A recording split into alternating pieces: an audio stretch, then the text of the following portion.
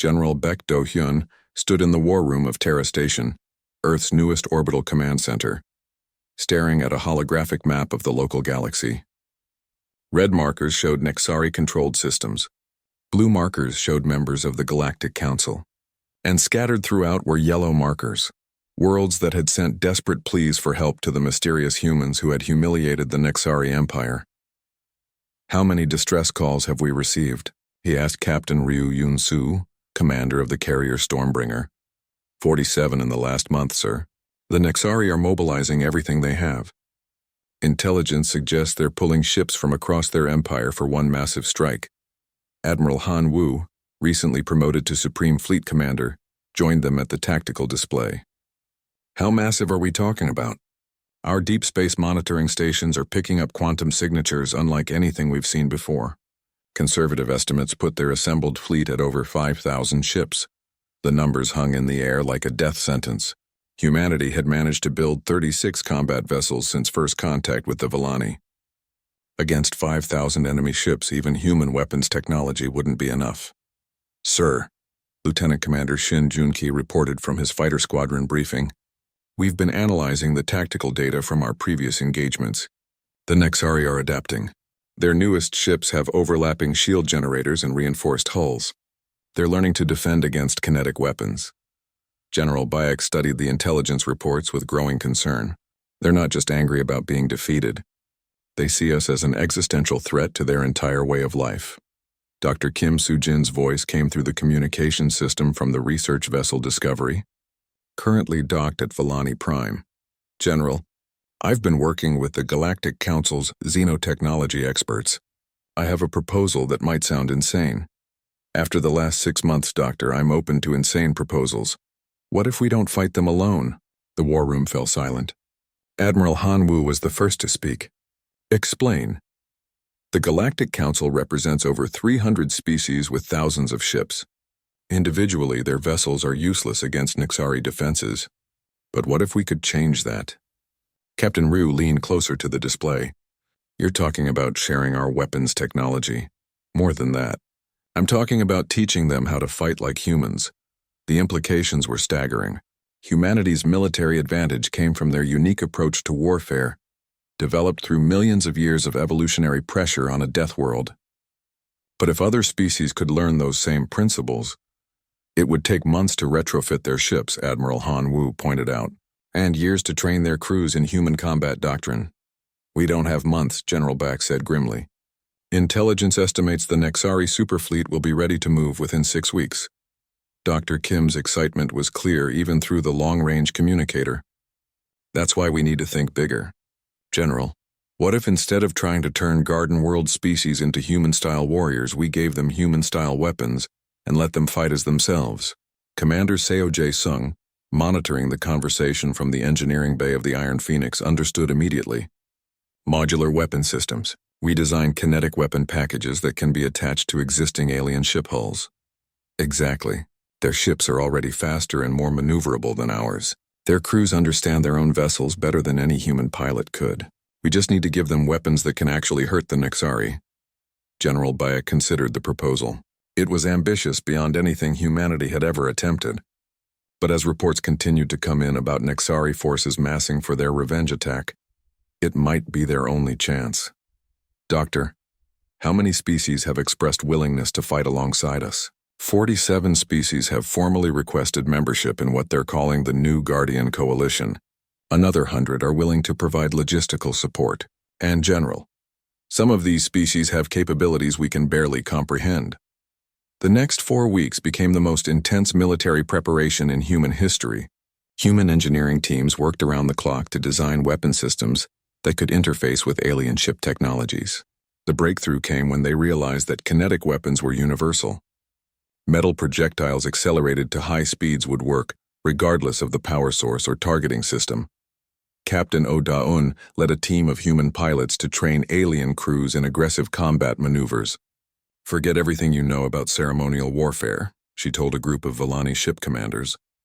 "In human combat, the goal is to kill the enemy as quickly and efficiently as possible. No honor, no ceremony, just victory." The cultural shock was immense. Species that had spent thousands of years developing elaborate rules for ritual combat now had to learn the brutal efficiency of total war. Some adapted quickly, others struggled with concepts that went against millions of years of evolutionary programming. Lieutenant Nam Yuri worked with alien weapons officers, teaching them human targeting doctrine. "Don't aim for their weapons or their engines," she explained to a group of insectoid gel warriors. "Aim for their crew compartments. Dead enemies can't fight back." Meanwhile, the Nexari Empire was preparing for what their leaders called the Great Cleansing. 5,000 ships from across their territory had gathered at the edge of human space. Their plan was simple: overwhelming force applied without mercy. The humans had humiliated them once. It would not happen again. Emperor Vex himself had come to command the fleet from his massive dreadnought Dark Dominion. The ship was over 3 kilometers long, armed with enough firepower to burn the surface off a planet. Around it gathered the most powerful vessels in Nexari space. "The humans fight like savages," he told his assembled commanders. "They use crude weapons and brutal tactics. But they are few and we are many. When this is over, their homeworld will be ash, and the galaxy will remember the price of defying the Nexari Empire." The Nexari fleet moved toward the coordinates where their scouts had reported human activity.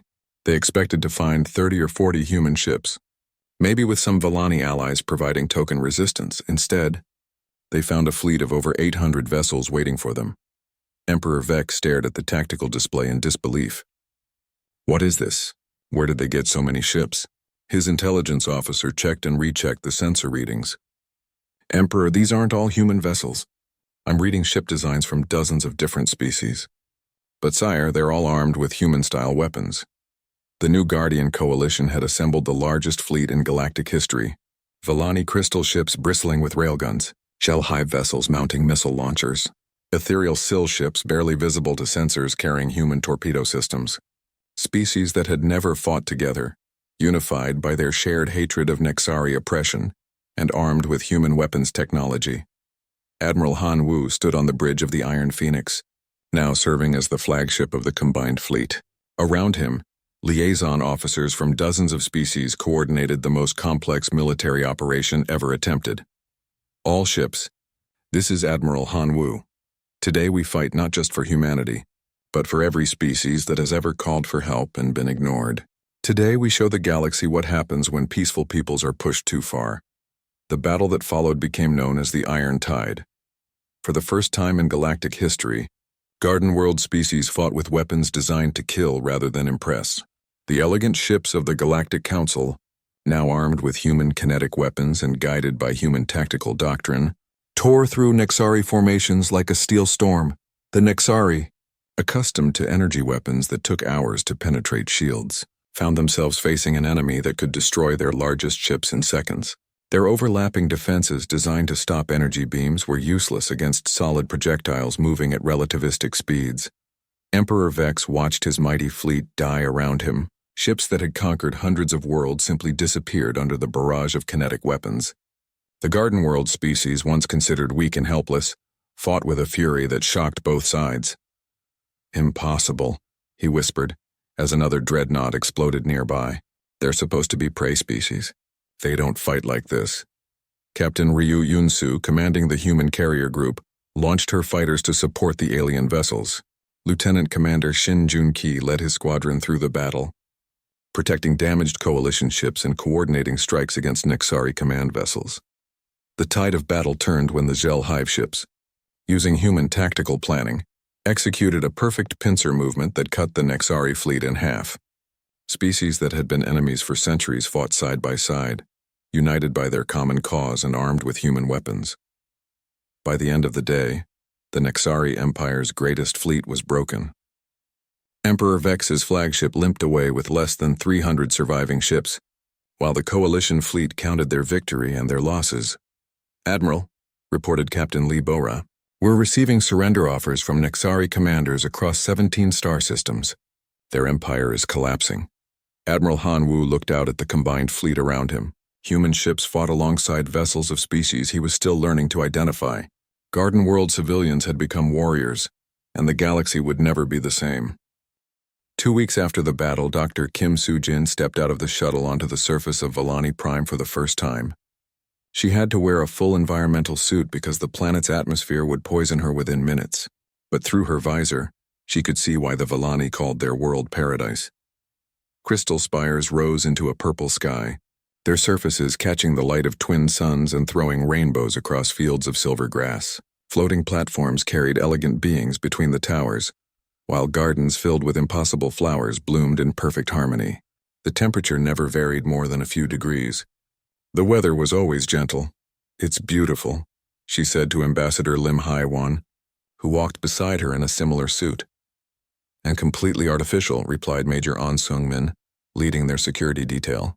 "Look at the atmospheric processors, the weather control systems. They've engineered paradise." Ambassador Kira met them at the base of the central spire, her forearms spread in the traditional Volani greeting of peace. Through the translation system, her voice carried wonder and fear in equal measure. "Dr. Kim, Ambassador Lim, welcome to our world. Though I confess we are still trying to understand what your people are." The meeting hall was a wonder of crystalline architecture, walls that sang with harmonic frequencies and floors that felt like walking on clouds. Dr. Kim's environmental sensors were going crazy trying to catalog all the environmental controls that kept this place perfect for Volani. "Physiology. Tell me about your people," Dr. Kim said as they sat around a table that seemed to be grown from a single massive crystal. "Help us understand your civilization." Ambassador Kira gestured to the walls, which came alive with images of Volani history.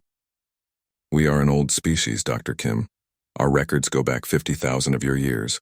In all that time, we have known only peace. No wars? No conflicts at all?" Ambassador Lim asked. "There have been disagreements, yes. Competition for resources, disputes over territory. But we resolved these through negotiation, trade, cultural exchange, the concept of deliberately killing another sapient being. It was theoretical to us before the Nexari came." Specialist Kang Mi-young, their cultural liaison officer, was taking detailed notes. "What about other species? How many civilizations are in this region of the galaxy?" "Hundreds," Kira replied. "The Galactic Council represents over 300 species across 50 star systems. All of us evolved on what you would call garden worlds, gentle places with abundant resources and stable climates." Dr. Kim began to understand. "And when conflicts did arise between different species?" "Ritual combat, ceremonial displays of strength, wars that lasted for months with minimal casualties. The idea was to demonstrate superiority, not to exterminate the enemy." Kira's voice grew sad. "We thought the Nexari understood these rules. We were wrong." The images on the walls changed, showing the elegant ships of various galactic species. All of them followed the same design philosophy. Beautiful, artistic, optimized for comfort rather than survival. "The Nexari were different from the beginning," Kira continued. "They came from the outer rim, from systems we had never explored. Their ships were beautiful like ours, but there was something cold about them. They demanded tribute from every world they visited, and when worlds refused," Major An asked, "they demonstrated their power. But instead of ritual combat, they began destroying cities, killing civilians. We thought it was a mistake at first. No civilized species would deliberately target non-combatants." Ambassador Lim leaned forward, but they continued. World after world fell to them. They would demand complete surrender, take everything of value, and leave the populations as slaves. When our fleets moved to stop them, we discovered that our weapons were useless. Their shields could absorb our energy weapons indefinitely. Dr. Kim was beginning to see the bigger picture. They were using the same technology as everyone else, but they had learned to fight without rules. Exactly. While we fought to demonstrate superiority, they fought to win completely. Our weapons couldn't penetrate their defenses, but our defenses couldn't stop their attacks either. It was only a matter of time. The conversation was interrupted by an urgent communication from the human fleet. Captain Lee Bora's voice came through clearly. "Dr. Kim, we're receiving transmissions from across the galaxy.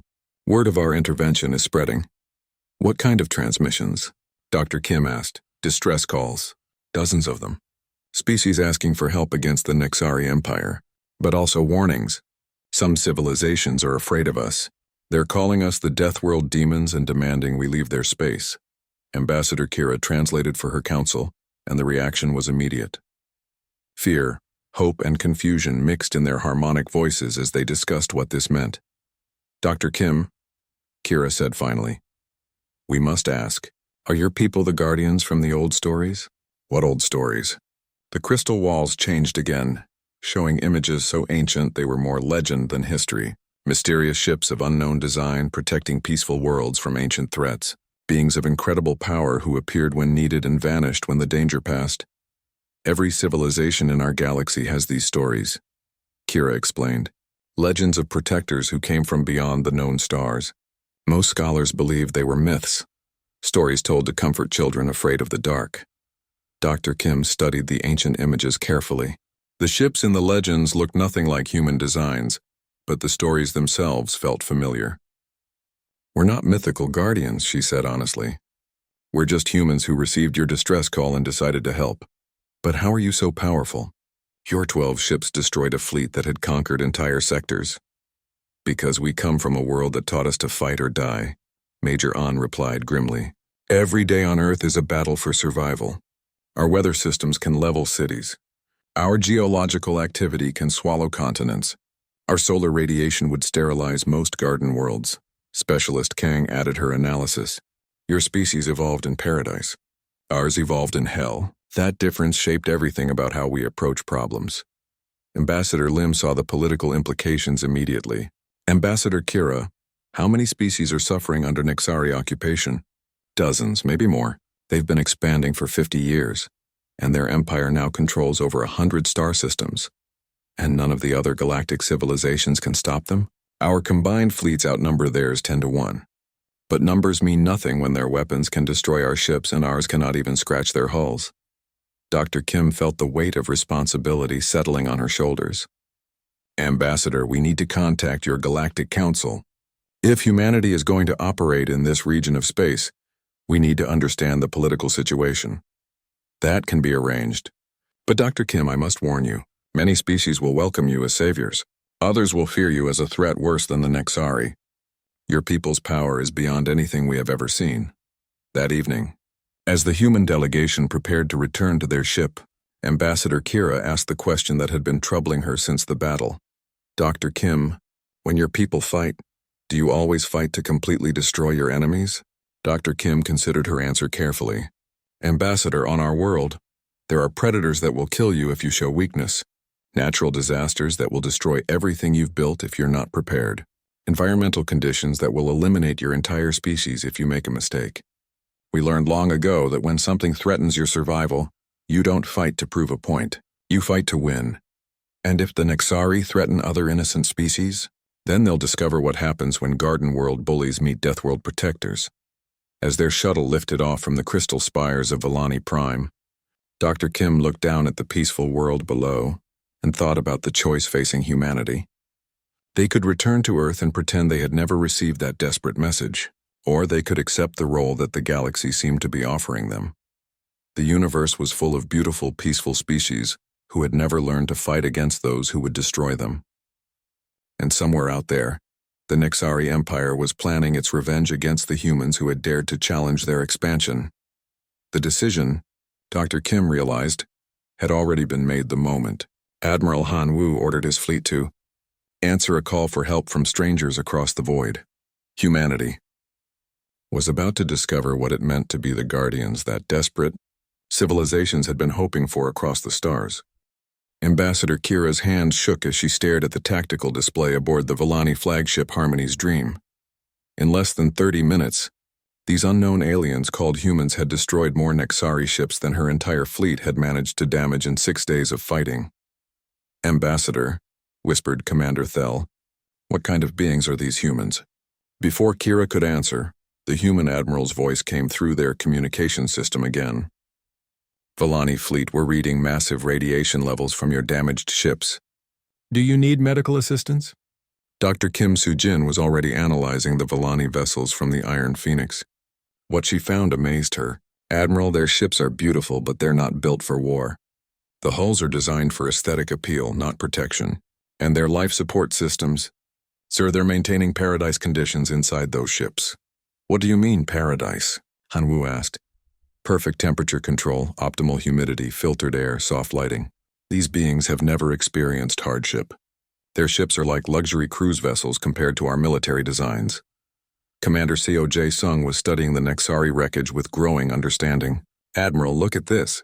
The Nexari ships have the same design philosophy. Elegant, artistic, optimized for comfort. No one out here builds ships the way we do. Captain Lee Bora examined her sensor readings more carefully. Sir, the gravity on the Vellani ships is reading at about 30% of Earth normal. The Nexari ships are similar, and the atmospheric pressure? They're all from low-gravity worlds, Dr. Kim realized. That's why their weapons don't work against us. Energy shields are perfect protection against other energy weapons, but they do nothing to stop physical projectiles. They've never needed to defend against kinetic weapons because everyone in this galaxy fights the same way. Admiral Han Wu looked out at the alien ships surrounding his fleet. Beautiful, graceful vessels that looked like they had been grown rather than built. Doctor, what kind of worlds would produce beings like this? Garden worlds, sir. Planets with gentle gravity, stable climates, abundant resources. No extreme weather, no natural disasters, no environmental pressure to develop aggressive survival traits. They evolved in paradise. The implications hit the human officers like a physical blow. Colonel Yoon Tae-ho was the first to voice what they were all thinking. We're from a death world. Earth, with its crushing gravity, violent storms, earthquakes, volcanoes, ice ages, and extinction events, had forged humanity in a crucible of constant danger. Humans had learned to fight because their planet had tried to kill them every day for millions of years. Sir, Captain Oh Do-eun reported from the Swift Arrow. I'm getting detailed scans of the alien weapons now. They're energy-based, designed for prolonged engagements with minimal casualties. It's like they're fighting with the equivalent of laser tag equipment. The truth was becoming clear. The galaxy was full of species from gentle worlds who had developed warfare as a kind of sport. Their conflicts were ritualistic, with elaborate rules and traditions designed to minimize actual death. The concept of total war, of fighting to completely destroy an enemy, was alien to them. Ambassador Kira finally found her voice and responded to the human fleet. Admiral Han Wu, we thank you for your intervention. But we must warn you, the Nexari will return with larger fleets. They have thousands of ships across their empire.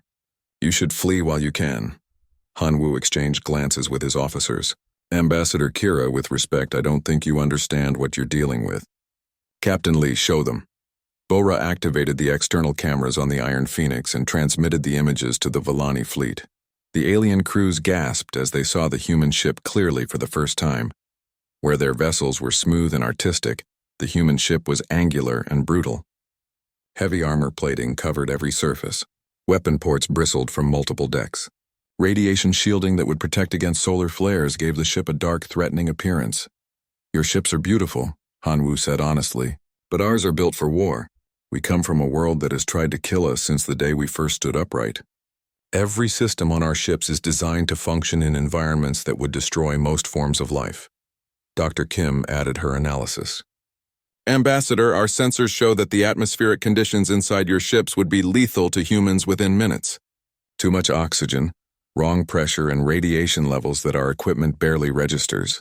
But we're reading radiation aboard our ships that should kill any organic life form instantly. Impossible, Commander Thel gasped. No living being could survive such conditions. Welcome to humanity, Colonel Yoon said grimly. We evolved on a planet where the safe radiation level would cook most species alive. Our normal gravity would crush your bones. Our weather systems would tear your ships apart. Captain Choi Min-ho's voice came over the comm from the steel storm. Admiral, I'm picking up multiple quantum signatures. Large ones. The Nexari are bringing reinforcements. The space around the system began to fill with new contacts. Dozens, then hundreds of Nexari ships dropped out of quantum space. This wasn't just a fleet. This was an armada. Mother of Stars, whispered Ambassador Kira. They brought their entire sector fleet. Admiral Han Wu counted the contacts on his display. Over 800 Nexari vessels ranging from light cruisers to massive dreadnoughts. Against 12 human ships. The Nexari sector commander's voice boomed across all frequencies. Primitive demons. You destroyed my ships with your crude weapons. Now you will face the full might of the Nexari Empire. Prepare to die. The human admiral looked around his bridge one more time. His crew was calm, focused, ready. Lieutenant Nam Yuri had her finger over the weapons controls. Commander COJ Sung was monitoring power levels. Captain Bo-Ra was coordinating with the other ships in the fleet. Nexari fleet, Hanwoo broadcast. You've made two mistakes. First, you attacked innocent people. Second, you tried to intimidate humans. We're from a world where everything is trying to kill us. You're just another Tuesday. The Nexari response was immediate. 800 ships opened fire simultaneously, filling space with energy beams of every color. The light show was spectacular, beautiful even. It looked like a cosmic fireworks display. None of it mattered. The energy weapons struck human shields and armor, designed to withstand radiation from dying stars and impacts from asteroids traveling at relativistic speeds. The alien weapons were like flashlights against tank armor. All ships, Admiral Hanwoo said calmly. Weapons free. Show them what humans learned from 4 billion years of survival training. The human response was swift and terrible. Kinetic weapons, nuclear missiles, particle beams, and plasma cannons reached out across space. Each human ship had enough firepower to level a continent. 12 ships had enough firepower to crack a planet. The Nexari fleet began to die. Ships that had terrorized peaceful species for centuries simply ceased to exist as human weapons found their targets. The elegant vessels, built for ceremonial warfare, crumpled like paper under the assault of weapons designed by a species that had learned to fight on a world where only the strongest survived. Admiral, reported Captain Oh Da-un, the surviving Nexari ships are retreating. They're broadcasting some kind of warning to their empire. Dr. Kim was monitoring the alien communications. Sir, they're calling us the Metal Demons and the Iron Death. They're warning all Nexari forces to avoid human space at all costs. The Volani fleet hung in space, their crews staring in shock at the debris field that had once been the most feared military force in their region of the galaxy. In less than an hour, 12 alien ships had destroyed an armada that could have conquered entire star systems. Ambassador Kira's voice was barely a whisper when she finally spoke. Admiral Hanwoo, what manner of beings are you? The human admiral looked out at the stars, thinking of Earth and the long journey that had brought his species to this moment. We're the ones who answered your call for help, Ambassador. And now we need to talk. 3 months later, the human fleet dropped out of quantum space at the edge of an alien star system. Admiral Hanwoo stood on the bridge of the Iron Phoenix, watching the tactical displays fill with unknown contacts. What he saw made no sense. Captain Lee Bo-Ra, what am I looking at? He asked. Bo-Ra studied her instruments carefully.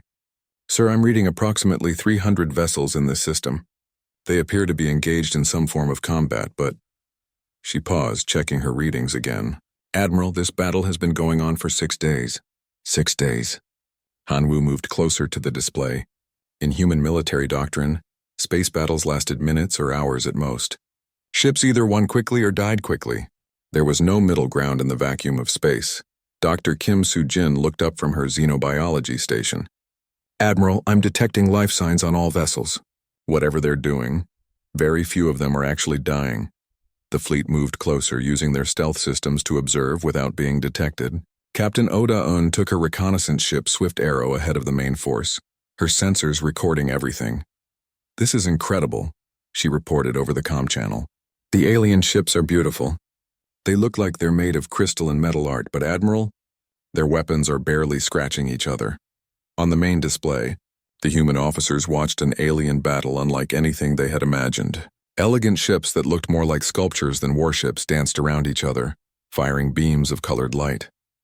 The energy weapons created brilliant displays against the darkness of space, but they seemed to do little actual damage. Their shields absorb almost everything, reported Lieutenant Nam Yuri from the weapons station. Those energy blasts would bounce right off our armor plating.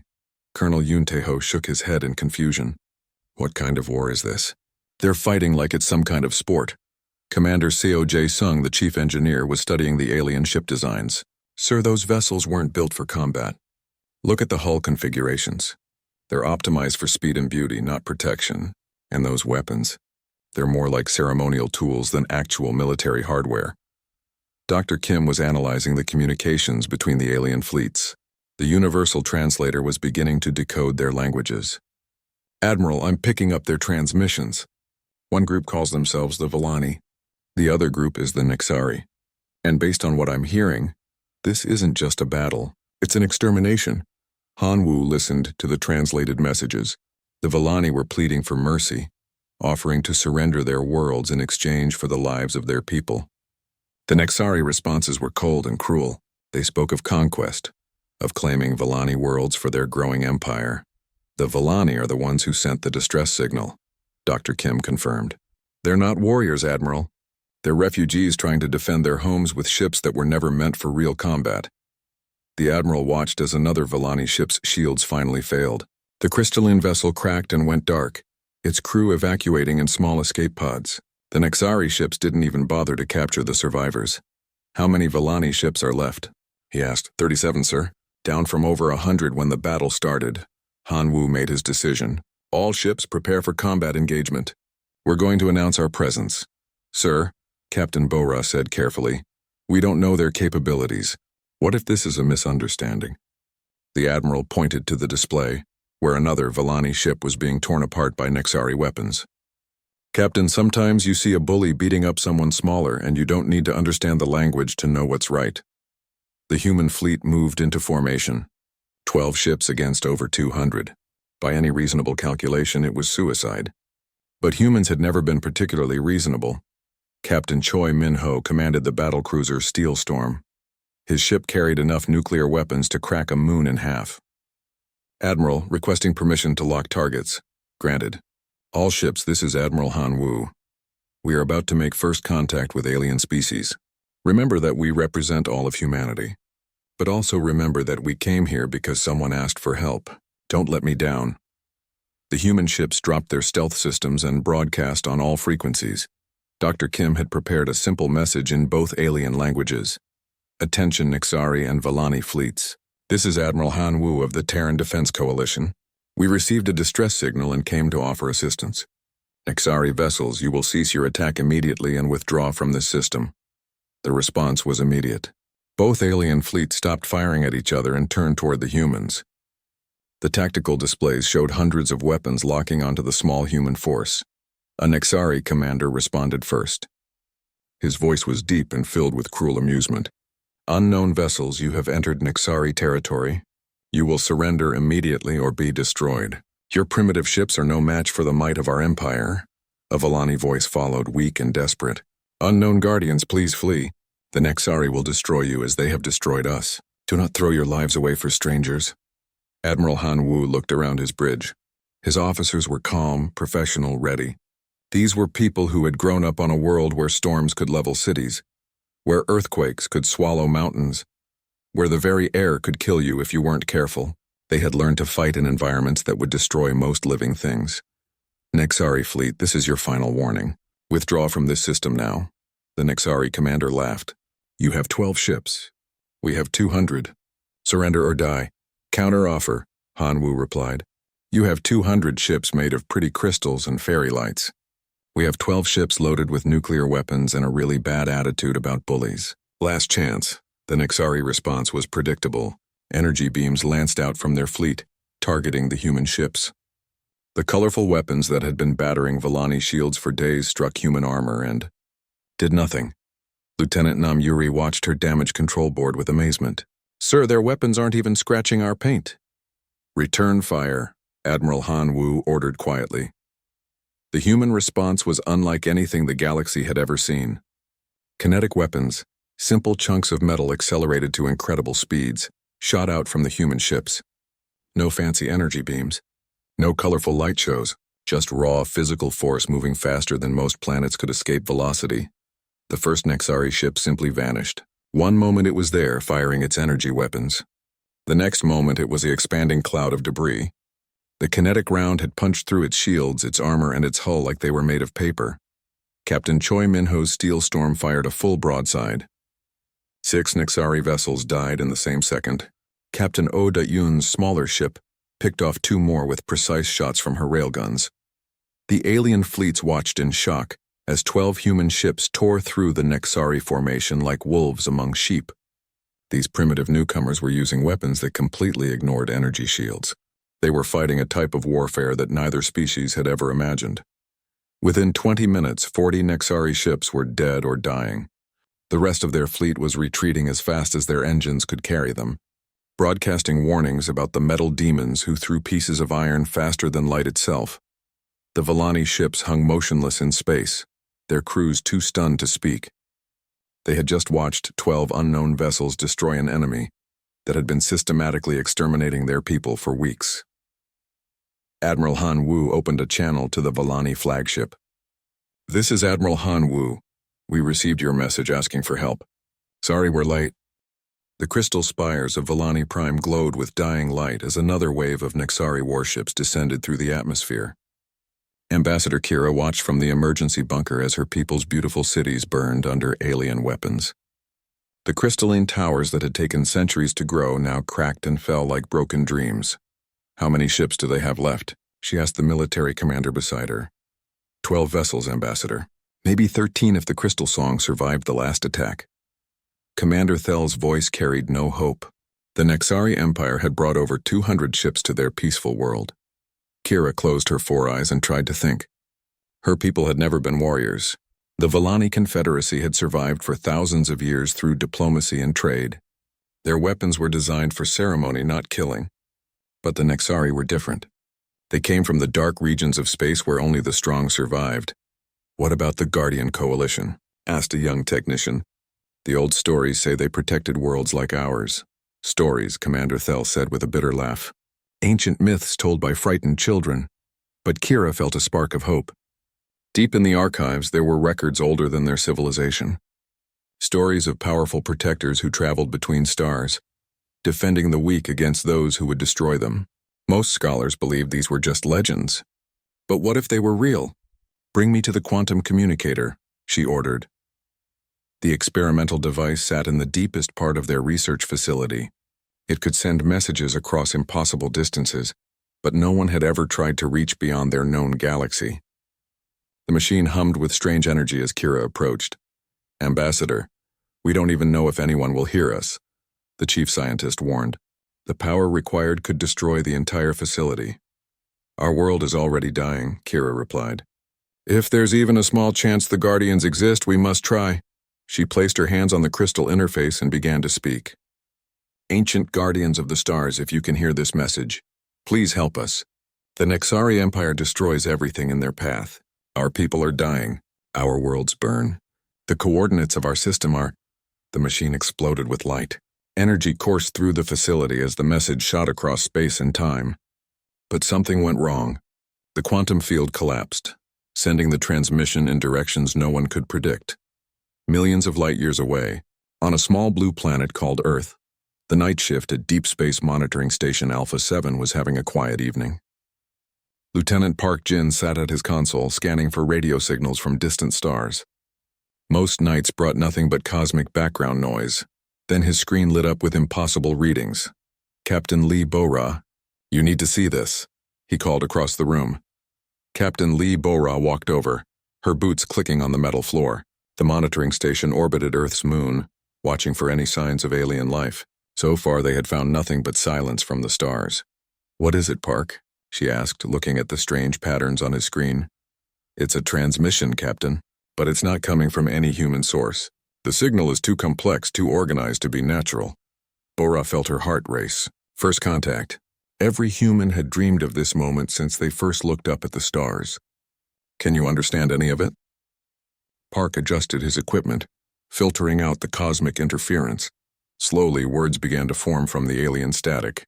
The universal translator, designed by Earth's best scientists, worked to decode the message. "Ancient Guardians, dying worlds, coordinates.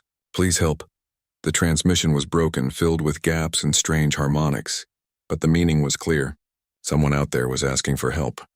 "Alert Admiral Han Wu immediately," Bora ordered, "and get me a full analysis of those coordinates." 1 hour later, Admiral Han Wu stood in the command center of Luna Base, reading the decoded message. At 55 years old, he had served in Earth's military for 3 decades. He had fought in the resource wars, the unification conflicts, and the asteroid mining disputes. But nothing had prepared him for this moment. "Are we certain this is genuine?" he asked Dr. Kim Soo-jin, Earth's leading expert on theoretical alien contact. "The mathematical structures are too complex to be fake," she replied. "The signal came from outside our galaxy. And Admiral, there's something else. The message mentions coordinates to a star system about 40 light years from here." Han Wu studied the star charts. 40 light-years was far, but not impossible. Earth's newest ships could make the journey in 3 months using their fusion drives and quantum navigation systems. What do we know about that system? He asked. It has 7 planets, 3 of which could support life. We've never detected any artificial signals from there before. The Admiral walked to the observation deck and looked out at Earth below. The blue and green planet had been through so much. Wars, disasters, environmental collapse, and recovery. Humanity had nearly destroyed itself several times, but they had survived, learned, and grown stronger. Now, for the first time, they had received a message from another intelligent species. And that species was asking for help. Prepare the 7th Fleet, he ordered. 12 ships, full combat readiness. Sir, should we not attempt peaceful first contact? Dr. Kim asked. We don't know what we're walking into. Han Wu turned back to face his staff. Doctor, someone out there is dying. They asked for guardians. They asked for help. And I'll be damned if humanity doesn't answer that call. Within 6 hours, Earth's most advanced warships were being prepared for their first interstellar mission. The flagship Iron Phoenix led the formation, a massive battlecruiser designed to fight in the harsh environment of space. 11 other vessels joined her, each one a testament to human engineering and determination. Captain Oh Da-yoon performed final checks on her reconnaissance ship Swift Arrow. Colonel Yoon Tae-ho reviewed tactical data with his Marine commanders. Commander Park Jin worked with the xenolinguistics team, preparing for humanity's first conversation with alien minds. As the fleet prepared to depart, Admiral Han Wu stood on the bridge of the Iron Phoenix and thought about the message they had received. Someone out there believed in ancient guardians who protected the innocent. They had called for help across impossible distances. They were about to discover that sometimes when you call for mythical protectors, what you get instead are humans with a fleet full of nuclear weapons and a very strong opinion about bullies. The quantum drives hummed to life, and Earth's first interstellar rescue mission began its journey into the unknown.